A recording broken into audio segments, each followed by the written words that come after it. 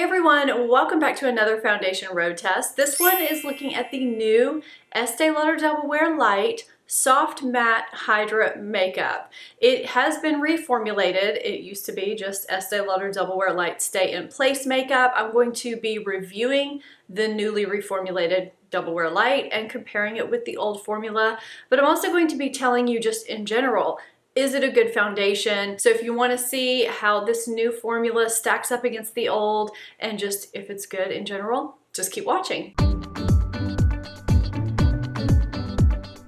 If this is your first time watching a foundation road test from me, I do want to give you a little bit of information up front just so you kind of know what's going on. I do not just do first impressions on foundations. I test them out over a period of days with different primers, without a primer, with different powders, in different ways so that I can give you a good feel about a foundation before I come back to you and tell you how it works. I also apply in different ways as well. I'm 43 years old, I have oily combination skin, and I live in a very hot and humid environment.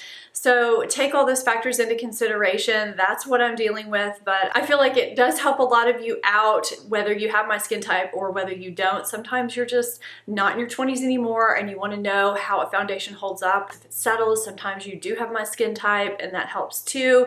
And you may feel like you're my foundation shade. If you do, I have a link down below with all my foundation shade matches that you can go check out to see what shade you might be in a foundation that I've tried. If you're not subscribed to my channel, hit that subscribe button. I'd love for you to become part of the family and be here with me on a regular basis. We can jump right in.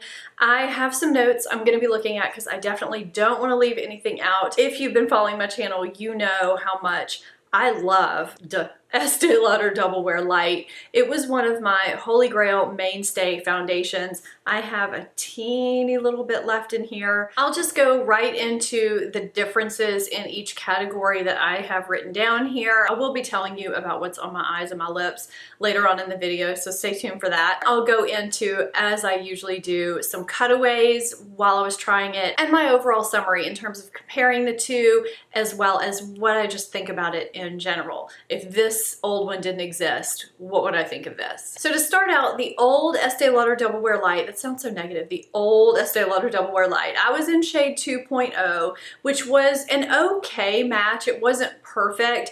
I am 2W1 most of the year in Estee Lauder Double Wear. In the heart of the summer, if I get a tan, I am in the shade Rattan. So originally there were 10 shades in this foundation, and when I first heard that they were launching new shades, I got really excited. Then I heard they were reformulating it and my heart sunk a little bit. I'm sure all of you that really enjoyed this foundation felt the same way. Nobody ever wants their baby to be messed with, and so that's what they were doing with this foundation. We're going to talk about that in a minute. There are 21 shades now. I picked up the shade 2W1 Dawn because that's the shade I'm in my regular Estee Lauder Double Wear. You can see here what the old formula, the new formula, Estee Lauder Double Wear in Dawn, as well as the shade that I have in the nude, the water-based foundation, how they all differ. So the Dawn shade in the Estee Lauder Double Wear Light, the new version, is not quite the same as Dawn in Estee Lauder Double Wear. It's a little bit lighter, but I don't find that that affects it during the day. I have it on right now. It seems to be a decent match. I think that it darkens a little bit after I apply it. I don't think it oxidizes during the day. I just think once it settles into the skin, it does settle into the right color, because I was a little bit concerned when I first got it and saw how light it was. So that's something to note. But if you're in between two shades, say if you were on the cusp of being between Dawn and Rattan, you may want to look at Rattan or pick up both and see which one works best for you. I love that they didn't mess with the packaging whatsoever, because I've always loved how light the bottle is and how travel friendly it is. It's in this squeeze tube and it's just easy. If you're traveling, you can just throw it in your bag. You really realize how heavy glass bottles are when you have a package like this. So I do really appreciate this. It's $42 for 1 ounce of product. So it's not an inexpensive foundation by any means. The claims of the old Estee Lauder Double Wear Light. It was 15-hour wear. It claimed to feel light, fresh, natural, and comfortable on the skin. It gave sheer to medium coverage. I'll talk about that in a second. It also resisted heat and humidity, controlled oil, It was oil-free, photo-friendly. I'm gonna link a couple of videos where I go into depth about Estee Lauder Double Wear Light so you can see what it looked like on my skin. And of course, I'll be elaborating in those videos a lot more on the Double Wear Light, the original formula. The new foundation is claiming to give 24-hour wear, which I don't know why all these foundations are coming out with 24-hour wear. I just personally don't know anybody that needs to wear foundation for 24 hours. It's still oil-free, still oil controlling, transfer resistant, photo-friendly, good for all skin types, pore blurring, sweat, humidity, weather, and water resistant. It has hyaluronic acid in it. It keeps skin fresh, comfortable, and shine-free. Also claims to give light to medium coverage and claims to give you buildable, natural looking coverage. One thing that I noticed about the ingredients in the new formulation is that bismuth oxychloride is the last ingredient listed. I don't know the exact concentrations of that, but if you're someone who has an issue or an allergy to that ingredient or you break out from it, you're definitely going to want to avoid the new formulation. This ingredient is what gives a lot of people problems with Bare Minerals Original Powder Mineral Foundation. So just be aware of that. Again, it could be a very low concentration, but I did want to make you aware of it. And it says it's oil-free, but in the ingredient list, there's chamomile flower oil. So I'm not sure what that's about. The consistency seems to be about the same as the original foundation. One thing that I loved about the original foundation was how quickly and easily it applied to the skin. I like using a beauty blender just because it's the quickest way for me to apply foundation.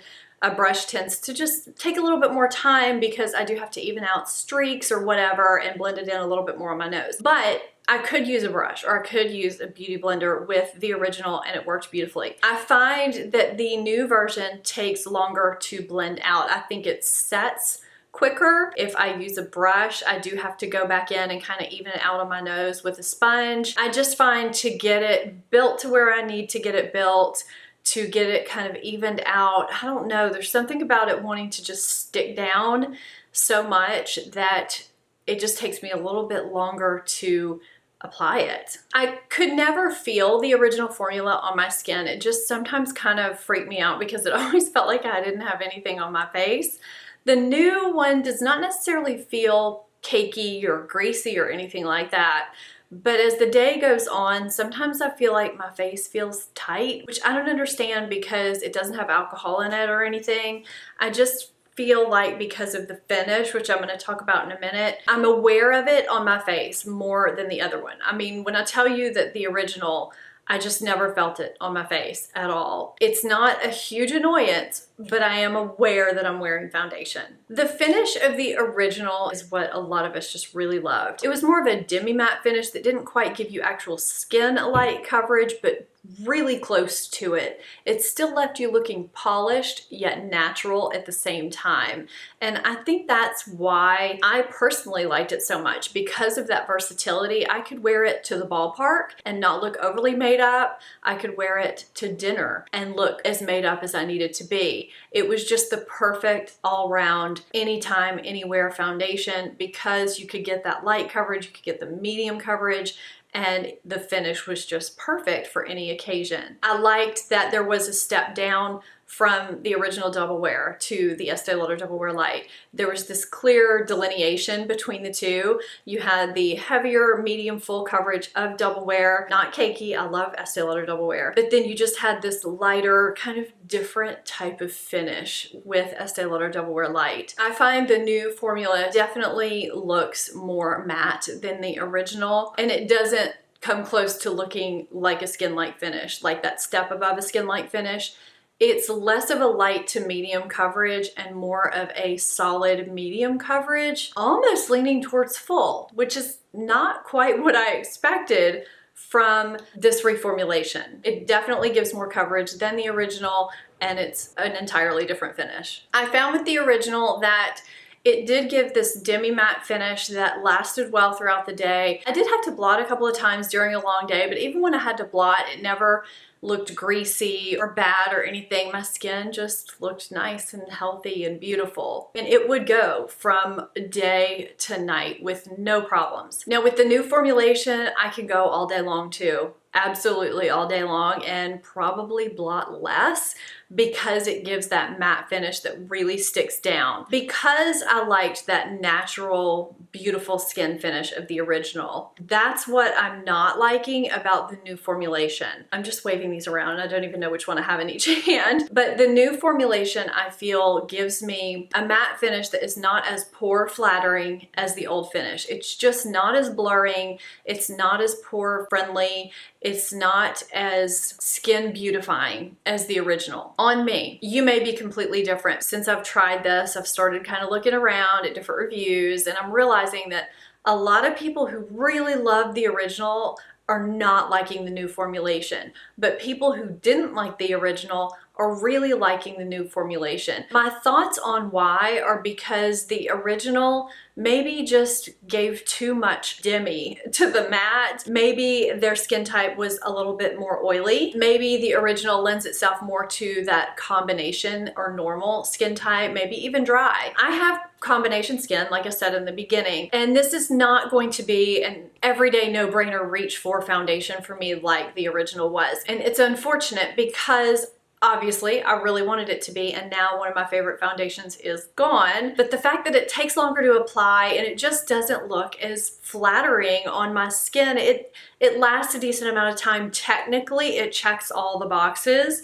It's just not a wow foundation for me. It's fine. I just don't think that it's as flattering as some other foundations that I've tried lately. And I hate that because I love the old version of this so much. I do think that if you have oily skin, you'll probably really like this. If you want a more medium coverage foundation that's really gonna last you throughout the day and you're not gonna have to blot, I think it could really, really work for you. And if you go into this with the mindset of not comparing it to this one and trying it out as a completely new foundation, you might like it more. And that's kind of what I've been trying to do. You know, I have it on today and it's not horrible. I'll zoom you in a little bit more. You know, I kind of will see some things here and through here. It doesn't ever settle in fine lines, which is nice. It doesn't crease up. It doesn't do horrible things. It's just not one of those foundations that wows me. This brings me to a rant about companies that keep reformulating things. This has happened, I feel like, recently a lot. I just wish they would take the foundation off the market that they didn't want to market anymore and create an entirely new foundation, because this is nowhere near what this was. The formula, the coverage, the finish, the application, nothing is nearly the same. I don't have the ingredients for the old one anymore, but whatever they've done to it, maybe it was only a couple of ingredients, so they thought, we'll just reformulate it. Whatever minor tweaks they made a big difference in the finish, and I find that that happens with every single product by any brand that is reformulated. They take it, they tweak it, and then your product is no longer your product. It's not new, it's not better. The people that like it are people that have never tried it before. So just create a brand new product, name it something else. Take our product off the market if you have to. But that brings me to a second rant. If Estee Lauder felt like Double Wear Light wasn't doing well for some reason, I'm not necessarily sure that it was a product problem. As someone who has several videos with decent amount of views on them, with the decent amount of comments as well from you guys saying that you never really understood the difference between Estee Lauder Double Wear and Double Wear Light, or because you didn't like Double Wear and didn't understand how to apply it at the time, you just assumed you wouldn't like Double Wear Light. So maybe it's the way they were marketed, it being an extension of another product. I have kind of a harder time differentiating between this and Double Wear. It may be a hair less coverage. So unfortunately, my verdict on this is not very good because I am comparing it to the old formula. As far as just being a different foundation, do I like it in general if I wasn't comparing the two? It's fine. It's not one of my favorites. It doesn't give me that beautifying look that I was hoping for. It does last all day. I don't need a lot of touch-ups. It's not perfect around my pores, and it does look like I'm wearing makeup, which is fine. There's nothing wrong with that, but that is what I get from this new formulation. I completely forgot to tell you what I'm wearing on my eyes. I have on this new Urban Decay Elements palette. It is so pretty. So I have Antidote in my transition. I have Electric Air on the inner part of the eye and Fortune Teller on the middle. And my lips is this shade 66 from the Urban Decay Born to Run collection. I didn't intentionally wear an Urban Decay shade for this video, but that's just the way it turned out. So that is what I'm wearing. I hope you enjoyed this foundation road test. I hate it when they don't turn out the way I want them to turn out. If you like this foundation, I understand why you like it. Leave your comments below. Let me know if you've tried this foundation, and if you have, what you thought. Let me know if you plan on trying it. I always love getting feedback from you guys and other foundations and products that you want me to try or videos that you want me to do. So leave that in the comments down below. If you haven't seen my most recent collab video with Emily Noel, I'll link that for you. It's on our unpopular beauty opinions. Thank you guys so much. If you're not subscribed, hit that subscribe button. I'll see you next time. Bye-bye.